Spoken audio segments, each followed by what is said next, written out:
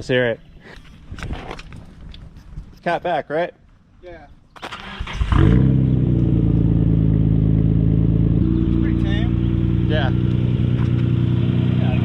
I'm sure your California plates are coming in soon, right? Yeah, they're somewhere. They're coming in the mail for sure.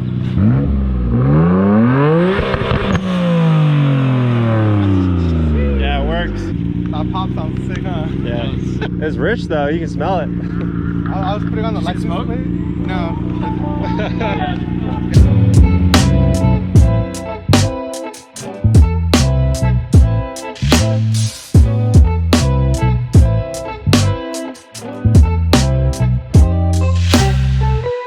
There, man.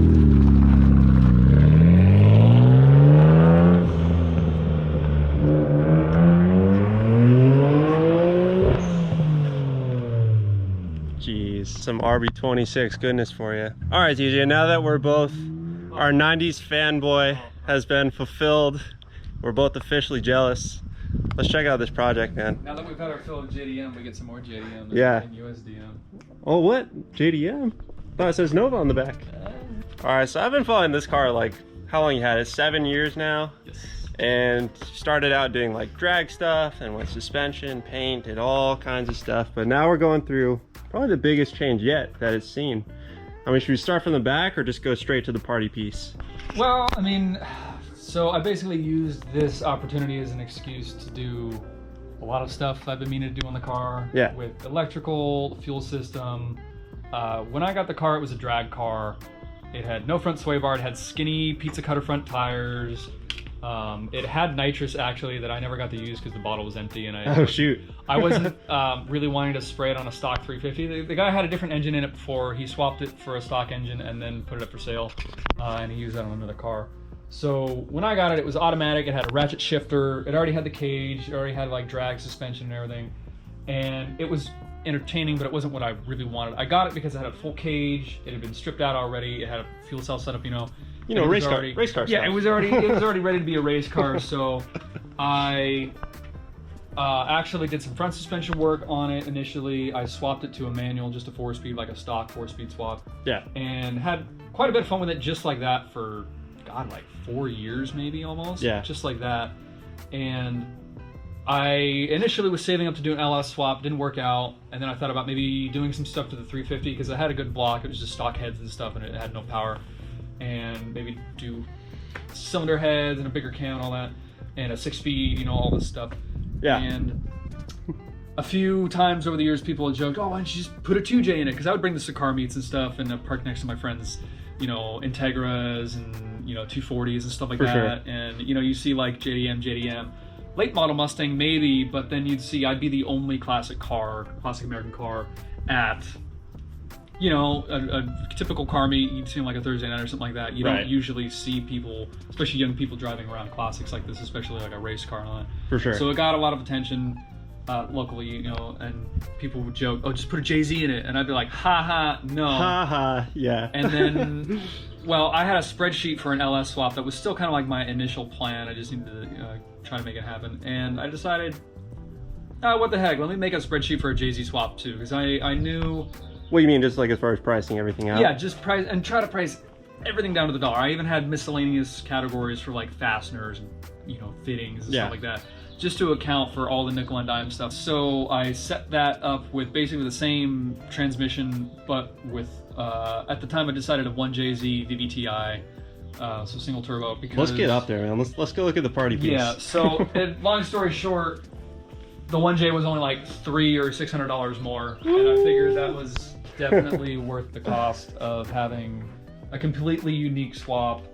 And yeah, I mean, we talked about it a little bit before, but you said there's other people who have done like Camaros and other similar stuff with the same chassis. Older Novas, but I don't know of anybody that has done, definitely not in a street car, that has done a JZ and a 3rd gen Nova like this. I've heard a couple people comment online like, "Oh yeah, I had a buddy that did this or whatever," but I've never seen proof. If they're out there, send their link down below. We'll check them out. Yeah, I'm sure there's going to be somebody, but I've never been able. I've been looking for the last couple years because I've been working on this through the pandemic for the last 2 years, right? A little over 2 years now, and it's been a lot, but it should be running actually fairly soon. I'm tapering off on the electrical system, which is probably the biggest, most complicated part. Yeah. I mean, you can show. Yeah. And we're definitely still mid builds. We'll come back and get the running vid for sure. So this is, like I said, it allowed me an excuse to do a lot of stuff that I've been meaning to do on the car, which was overhaul a lot of the stock electrical. Was kind of hacked, and I had some problems with it starting with my stock key, you know, like wouldn't want to start the car and stuff. So I had bypassed it with a switch at one point. It's sitting right here. This was actually supposed to be a pedal switch for the nitrous that never was used. So now it has a full battery relocation in the trunk with a battery box. Actually, the battery cable running down the side of the car comes up to full shut-off switch. Yeah, tell me about the setup right here. So this is actually two different things, well, three. So I actually assembled this myself.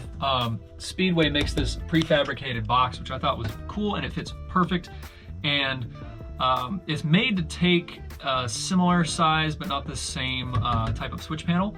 So this was able to fit. It just fits. If you see it, it's really close to the edge here. I thought that I thought it was just a unit. No, it's meant to take a different brand, but a similar like 5 or 6 switch set of switch panel. And it's got a start button, and I have my master disconnect, and it all happens to like just fit. And battery comes in, power goes out, and then I have my relays and fuses and all that. Stock headlights, taillights, brake lights, basically the stock chassis lights. Yeah. I have some auxiliary lights that are also going to be off. I actually have a, basically when this turns on, the chassis is powered, but nothing has power until you turn the key for like the headlights and stuff. So kind of like stock. Okay.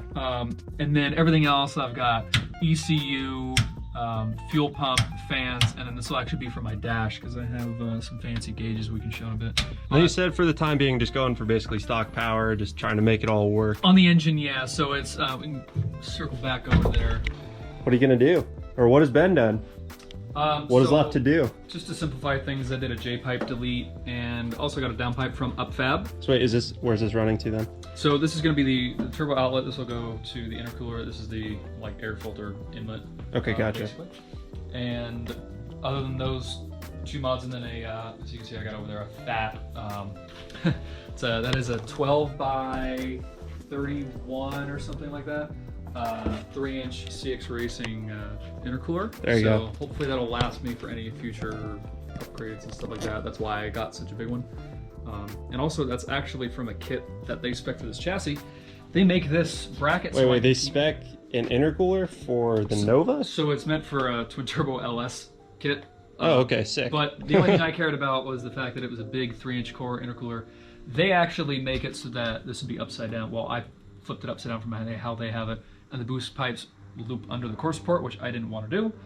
So I cut the holes. Oh, okay, yeah. For me. And then they make this hood latch, actually. And they're like the only company on the market that makes a hood latch. This looks super clean. What is this thing? Awesome. What is this guy? Particle brake cable? Don't need that. Race car stuff. That cut that out. I got the speedometer cables cut out. I'm not using that, you know, all that stuff. The parking brake cable, I could always put that back in technically. I got a better idea for you. Let's just throw a hydro in it, and then you just put a rope on it when you're parked. There you go. Bungee cord, yeah. Let's look at what you did underneath. What about the trans? So transmission is a BMW ZF 6-speed, so it's a GS653BZ. Blah blah blah. Basically, what did they come out of? It's a 135i that this specific one came out of, but it's the same as a 335i, 535i, 6-speed. Okay. And I know guys run like a ton of power in all of those cars stock, or stock trans anyway, and they go, so. Yeah, these are known to be good to like something ridiculous like 800 wheel horsepower. Oh my gosh. It's a pretty good sized transmission. It's fairly beefy. I've got it. I'll get a clip so we don't have to get Yeah, into that. I've got it tucked up pretty decently, but I've got brackets, which I'm sure you've shown a bit.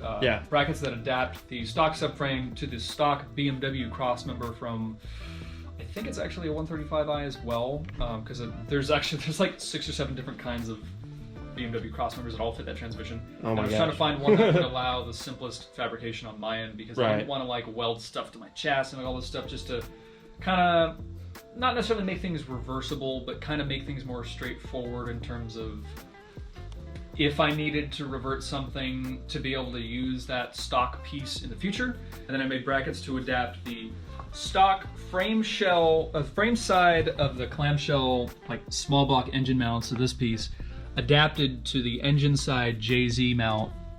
Usually on the JZs there'd be a fat like isolator piece, and on the V8s there'd be another part that would kind of bolt on, and then the block would bolt on up here, and there'd be a bushing in between.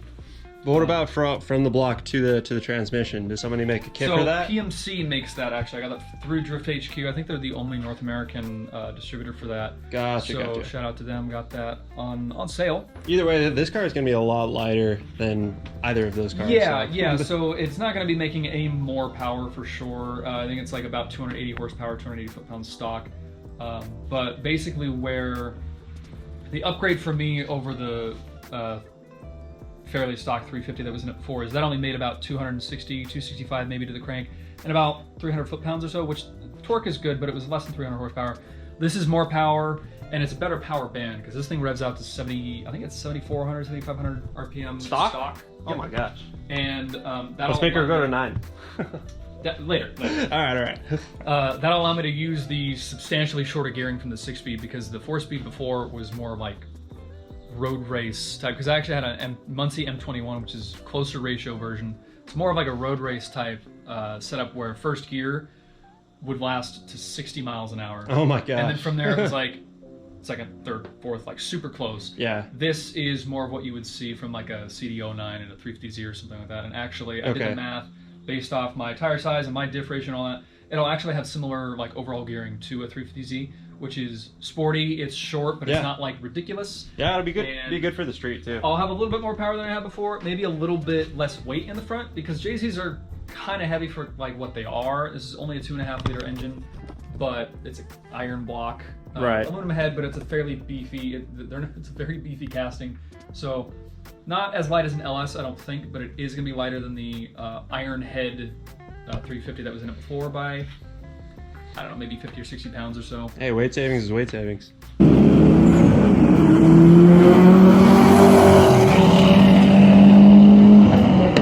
The chassis used to handle something like 600 horsepower. The thing used to have a nitrous 383 before I got the car. Oh my god. I have a picture of this car on a drag strip with drag radials, same rear suspension, the same everything as when I got the car except for the long block. Because the guy had a 125 shot of nitrous out the hole with a stroker that made like 420 something on its own. Sheesh. Basically like 600 plus horsepower, and it's pulling the left front tire off the ground on a drag strip. There you One go. of my goals is to eventually get it back to like that level of speed, that kind you of power. need to get that picture and then recreate that I picture. have it saved, yes. and I think that would be really, really cool to do. Like, One day you can get to 600. oh yeah, you can get to 600 with. I think you can do it on stock cams if you got a big enough turbo. What about the fuel setup? So, like I said, one of the many things I wanted to change with the swap was I had to convert it to EFI anyways. was this here before? No. Or you're just running the tank? Actually, you notice my little patch panel there. There was a drag style 8-gallon like poly fuel cell, just a tiny little thing. The type of thing you would fill it up, go to the drag strip, make some passes. Right. Maybe fill it up once there. Stay as light as possible, This pretty much. This was a street strip car. Like, Yeah. that's how actually literally the Craigslist ad said street strip. And I was like, yep, sounds like right up my alley. Also from Speedway is this, they call it a fuel pump module. So basically it fits certain stock or certain available fuel cells and such that are out in the market. So it's like a standard like 16 bolt flange or something like that. This is one of them, so I was able to get this to work. So it comes with Walbro 255. It comes with, I don't think you can see it. Well, it's like a, kind of like you would see in a modern EFI car. There's a hanger with a fuel pump and all that, just like you'd see in like your stock fuel tank on a car. And that's what I really liked, is I didn't want an external one because they're pretty loud, and also, I mean, there's some debate whether or not like the pump stays cooler when it's submerged in the fuel, or if because it's in there it heats up the fuel because the heat's coming out. I don't know. So Hot Rod Fuel Hose, which is actually a great source that I found. It's made in the USA, all that, high quality fittings and all that. But they specialize in PTFE fittings. So it's a little more involved, it's a little more expensive, but it's basically totally ethanol safe. Oh, okay. I wanted to support, like I said, the power that I plan on making in the future. You know, what do they say? dress for the job you want, not the one that you have, right? Yeah, yeah, So, that's it. I've got Dash 8 PTFE lines all the way from literally the fuel pump has even an ethanol safe pickup tube on it. Well, I'm told that you know, that's the thing is all this stuff, you know, like you Google something that you think would be simple, like ethanol safe rubber hose, and it's like, well, it's ethanol safe for X amount of time or whatever, and I'm just like, oh, man, okay, well, I'm running out of room with this fuel pump is probably about the same time that I'll be running out of fuel life on that clutch, and then at that point, it's like, oh, well, I have to replace it at the same time that I'm, you know, overpowering it anyways. Cool, so that's why I opted for the kind of the normal clutch, so that I'm not running into like, oh, this is way too aggressive, I should have, you know, so I can enjoy the car at like a lower impact. Right. Don't need to be driving around in a chatterbox all day. Lower impact to the rest of the car, but also the lower Right. impact power level, and just kind of enjoy the car for hopefully as long as possible. But basically, as the car sits, I know the axle has seen 600 horsepower from a V8, which is significantally more Probably be harder on it than the more than the intense than a six. 6-cylinder. Yeah. You know, it doesn't have the same kind of rear blow end and such on it. And like I said, that's drag racing, launching, Right. doing burnouts with drag radials, so gripped up, and pulling at least one tire off the front end of the off the ground of the front end of the car. I know that this rear end, which is unchanged from that, can take that. I know the transmission should be good for it. So as it sits, right off the bat, I'll be able to beat the crap out of this car more or less as soon as the engine's running. I do like the 1J.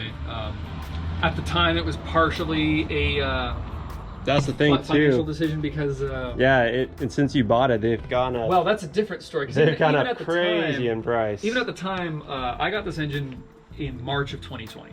Yeah. And it cost just under, I think it was either just under or just a hair over like $1,900 out the door. Oh my cash gosh. lot. And that was with tax and all that. The same engine with the auto trans and all that, the same importer is now $4,500 plus. There are people asking something like $6,000 for them now. Cool. And yeah, Cool. there's not much done. I actually already made all the intake and intercooler piping and all that.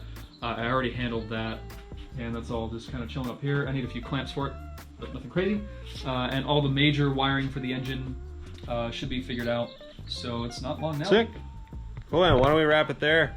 You have your own YouTube where you go probably even more into detail than we did here. Where can people find you at? I know I can drag on a little bit, but yeah. New Spin on Instagram and YouTube, and I'm hoping to do some more update videos because I was not able to film a lot of this stuff actually No worries. in the middle of moving and all that kind of stuff. But I did For do sure. an update video recently where I went through some stuff, but I'll do another one now that I've gotten kind of this next hump done with most of the electrical stuff and all that.